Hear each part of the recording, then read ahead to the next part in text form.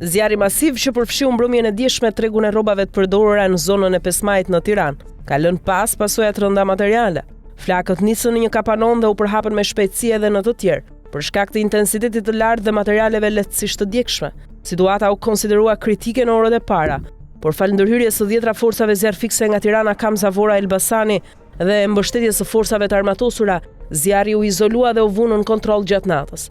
Autoritetet konfirmojnë se nuk ka persona të lënduar, ndërsa dëmet materiale janë të konsiderueshme. Sipas një vlerësimi paraprak nga Bashkia e Tiranës dhe tregtarët, humbjet llogariten në miliona euro. Nënkryetaria e bashkisë Anuel Aristani bëri të ditur mbrëmjen e kaluar se vatra e zjarrit është izoluar dhe nuk paraqet rrezik për banesat apo bizneset përreth. Megjithse puna për shuarjen e plotë të flakëve ka vijuar gjatë gjithë natës, ndërsa edhe sot vazhdojnë shtollunga të mëdha tymi. Ajo theksoi se përhapja e zjarrit u favorizua nga natyra e mallrave, kryesisht veshjet përdorura të cilat përmbajnë materiale shumë të ndeshshme. Dyshohet se shkaki i rënies së zjarrit, sipas informacioneve paraprake, ka qenë një shkëndijë elektrike.